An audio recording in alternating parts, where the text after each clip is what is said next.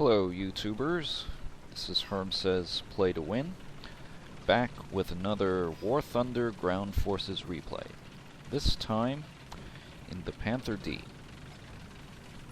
So this is my Panther D number 303, and notice also in the back the open beta test insignia. So this is the standard camouflage of the Panther D, and I think it's quite nice. So, as you probably know, War Thunder is currently an open beta test, so there are air forces for 5 nations, and those would be Germany, the Soviet Union, Great Britain, the United States, and Japan. And currently in the ground forces open beta there are German and Russian vehicles. And this is a free-to-play game, so it's definitely worth checking out. So there are 3 modes. Simplest is Arcade, which is in many ways similar to World of Tanks, with the important exception that in War Thunder, even in Arcade mode, you can easily get one-shotted if you're not careful. So the most difficult mode in terms of being demanding in terms of technical and gunnery skills, I should say tactical and gunnery skills, is Simulation mode, which is the mode that I play exclusively. And in between is the Realistic mode, which is kind of a blend of the 2 other modes. So we're playing on Kursk, which is a very big map, and that plays to the advantages of the Germans, which have long-range killing firepower. And so zoomed in on the sniper scope here, and I can see all these AI T-34s. Decide to take a pot shot at one. Really, I'm on the lookout for enemy player tanks, which you can usually spot by the way they move. They don't move in the same straightforward pattern as the AI T-34s that we're looking at here.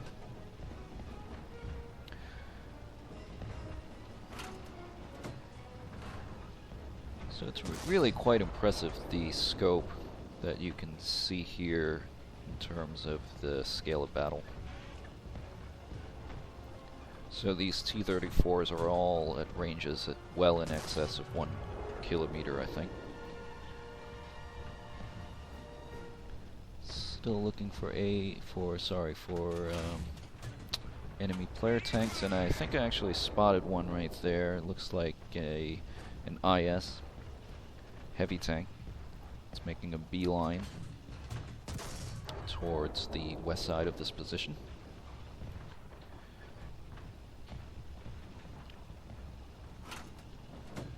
So just taking a few pot shots at this guy, might get lucky. Not today. Okay, at this point, I'm just thinking, well, looks like that IS is heading out west, and that can only mean one thing, that he's going for some wide flanking movement to try to turn our left flank.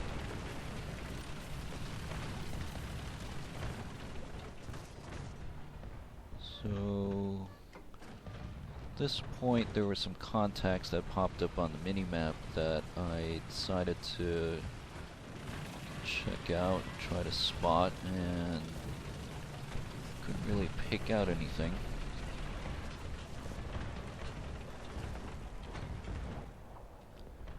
Looking again. So I see a friendly AI there taking fire. Looking on the ridgeline, don't see anything. That ridgeline is a popular place for people to hang out and try to put some fire downhill.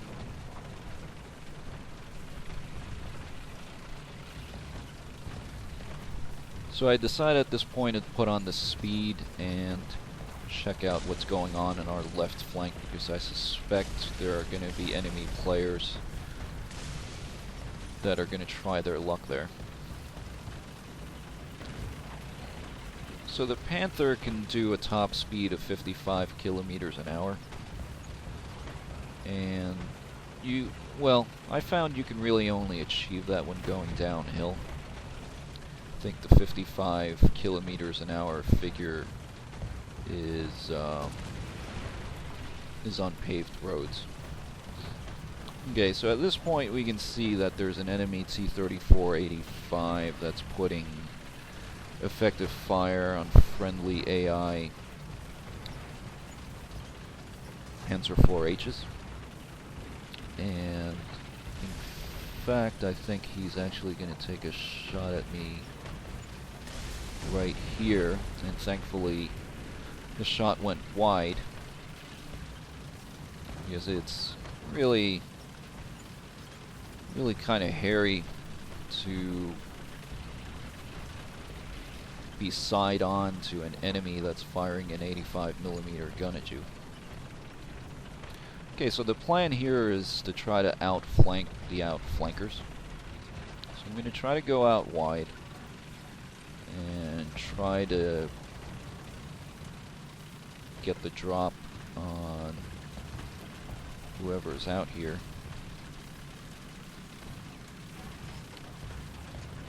Now that enemy T-34-85 is probably looking for me, even as I'm looking for him, and I spot movement there, and I can see the top of his turret. So that one I think actually impacted on the front of his turret, probably in the mantlet area. And looking for him, I don't see him, so I switch over to the cheater's artillery view. Hey, if it's in the game, might as well use it. Okay, so at this point I notice this enemy IS-1. So that was the guy that was driving in the back, crossing the field way back when. So I managed to put a shot into his side. Hasn't slowed him down though. And swing the turret over, checking on our friend T-34. Take another shot at him just to let him know that I'm still here. And lost sight of the IS. This is kind of a dangerous situation for me, because I'm engaged with two tanks. Each of them has an 85mm gun, and they're pretty close now. So there comes the IS-1 again, so he's popped up with his turret, and that was really satisfying. A one-shot kill. Looks like it went through probably the top of his turret. So take a damaging shot from the T-34 right here. Damage my cannon barrel. However, not enough to put the gun out of commission. And so at this point, he's actually in a pretty good position. He's in a hold down position. He can hit me.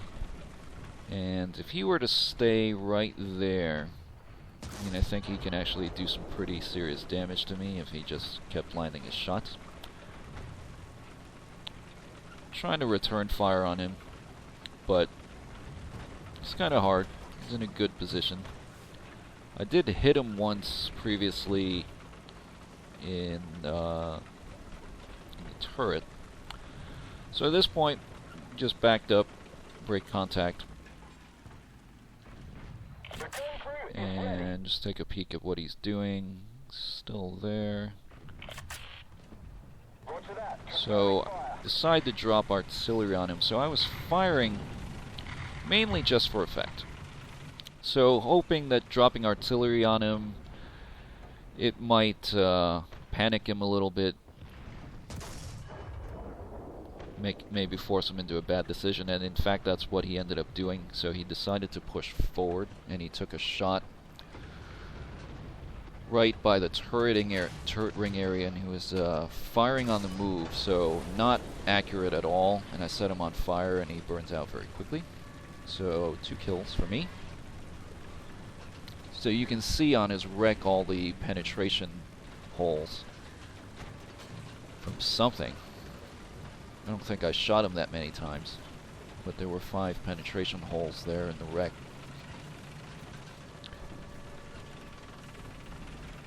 Which is actually kind of strange, because you would think that if you were to take that many penetrating hits, he would have been dead even before, you know, he even before I actually killed him, so not sure what's up with that. Okay, so here I am pushing up a bit, just cautiously to see if I make contact with any enemies, and so looks like AI anti-tank guns are zeroing in on me, so I decide to go into a dip in the terrain here. And they're still shooting at me. So I'm gonna try to see if I can get some decent shots on the AI anti-tank guns. So at this point they're really well concealed. They're pretty far away. So at this distance, I don't think these AI rounds can actually penetrate the armor of this tank. But the danger here is to actually take track damage and get tracked and stuck in place, and then you have to repair.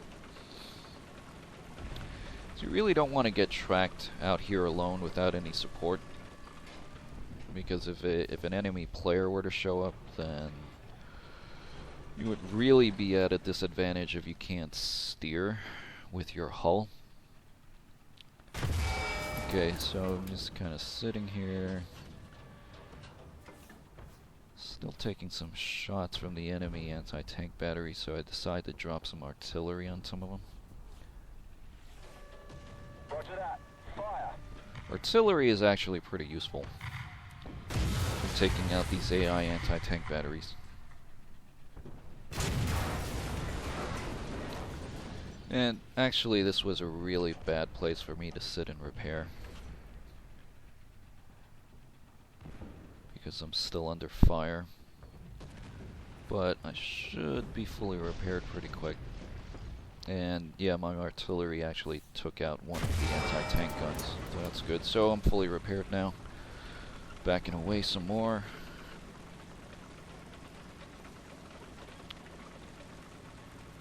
Yeah, so this game, especially in simulator mode, you have to play in a very tactical way in order to achieve any consistent success. I mean, I think, so this is a game mode that can be very punishing if you make bad decisions. And so an illustration of that is going to be coming right up. So our friend the T-3485 is back, hoping for some revenge. So again, he started out in a pretty good position. He was hull down, only exposing his gun and turret. And so if he had actually stayed there and exchanged fire, he would have actually stood a good chance of taking me out. But made a poor decision, decided to expose his hull, and he paid for it. So, no revenge for you today, buddy. Okay. So at this point, I think I'm going to switch out to the third-person camera here so we can take a look at the damage that this tank has sustained. And you can see on the upper glasses plate, there are, looks like 5 impact marks of anti-tank rounds that didn't penetrate, and actually 1 on the lower glasses as well.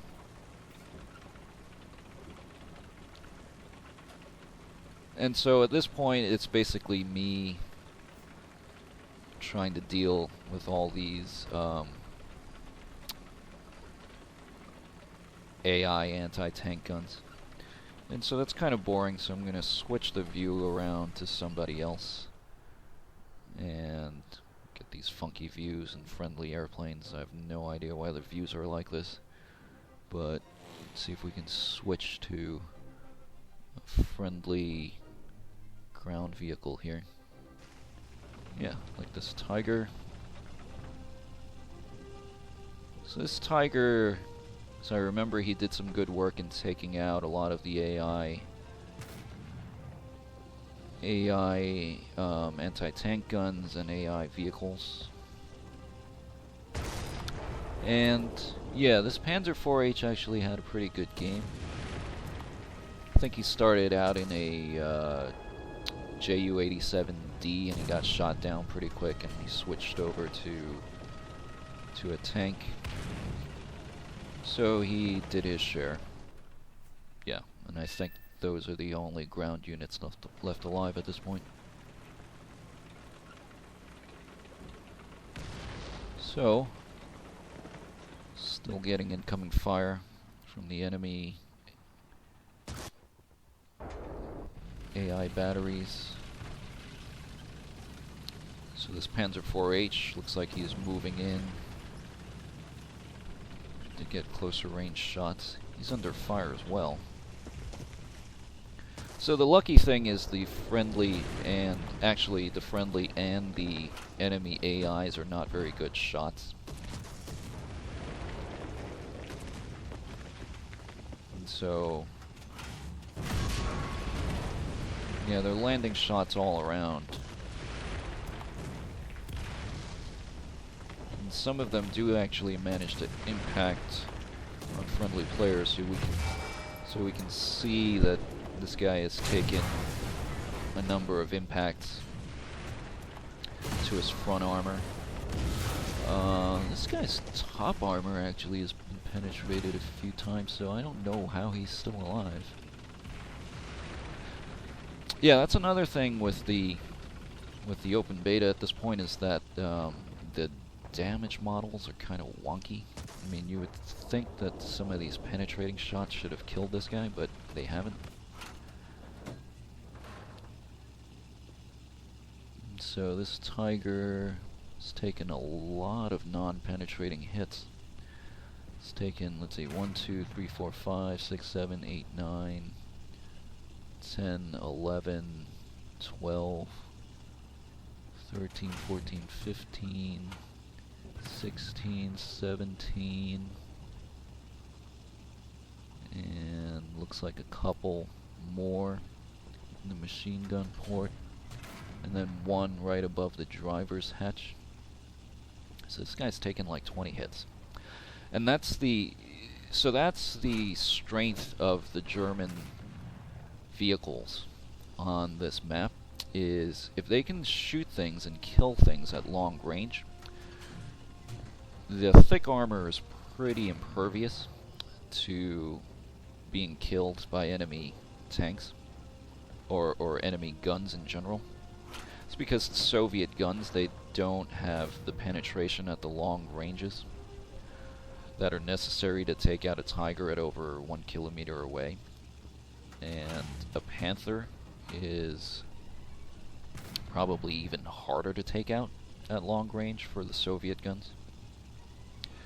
So on this map, what you really want to do as the Germans is to fight from long range. Now on other maps that are smaller, you will have no choice as the Germans. You have to engage in close range combat, you have to engage in the knife fights. And basically in that situation, whoever lands the first good hit is usually going to come out the winner. And that's the way it was in combat in World War II as well. When you had two opposing tanks who can penetrate each other's armor, it's whoever spots the opponent first and gets in the first good shot that usually comes out ahead in the engagement. And so at this point, we're just basically waiting for the timer to tick down. I think there was one enemy player's vehicle that was still alive, and so we've capped the strategic point, and so we're just waiting for the timer to tick down and trying to pick off some more AI if we could. Yeah, so at this point really not that much happening. Yeah, take out one final artillery right there. Yep, so anyway, I think I'm gonna just cut the video right here. A few more moments looking at Panther 303. Okay. Well, thanks for watching, guys. Hope you enjoyed the video. Sorry it went on for a long time, but this was a long battle, and simulator battles can sometimes play out that way. Okay, thanks for watching. See you next time.